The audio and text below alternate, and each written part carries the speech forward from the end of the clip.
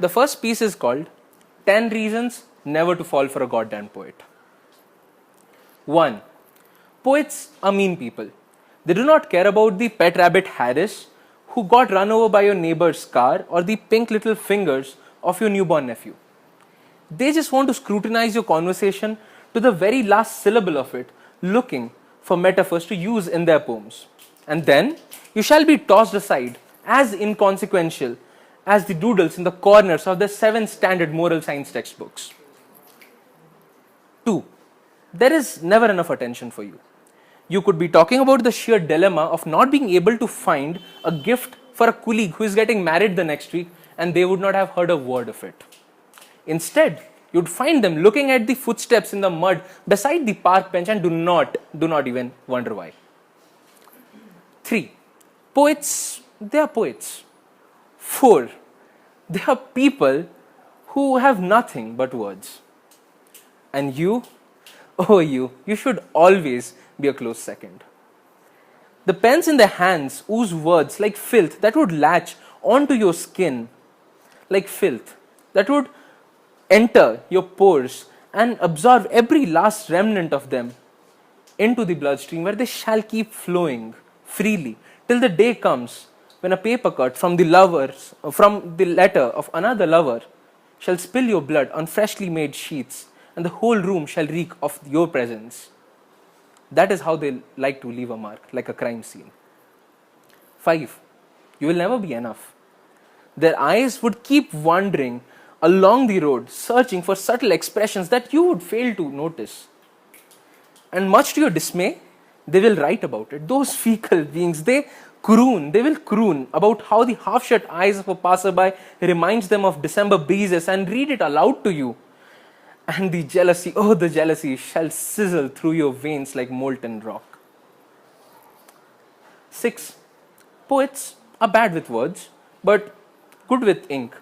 They can write for you 1,000 poems about how they find your mere presence comforting.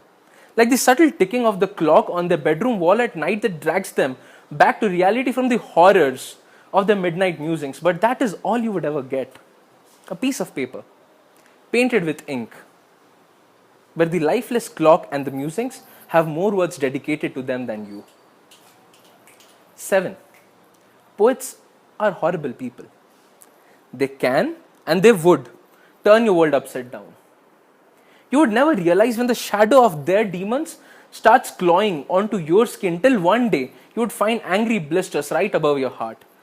They seek beauty in graveyards and ruins of cities if you tell them how a rainbow reminds you of hope.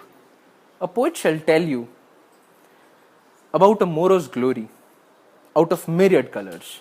They might tell you of a story they had read ages ago and how violet reminds them of a heartbreak, of bruises fresh from the assault that had faded into indigo and stayed because the wounds underneath the scabs, they stayed raw. And upon one blue night spent with eyes out wide seeking for the dawn, lust was mistaken for love. In dark green eyes, and why yellow reminds them of brief summer haze that had blossomed orange, the color of countless dusks spent weeping, waiting, and red, the color of warm blood. Do not tell me I had not warned you. 8. Poets will write about it, but never say it out loud. You will lose yourself in the wait. 9. When a poet breaks down, ink floods. It floods with an urgency just enough to drown their breath, and you would still find them gasping, sitting on their tables, writing on. When you leave, when you finally decide to leave, you shall rip off shards of their existence and carry them around your neck like a necklace. But you would fail to see how you leave behind a hollow in their chest every time the cloud of your thoughts passes above their head. Mind you, poets are 10. Fragile. Just let them be. Thank you.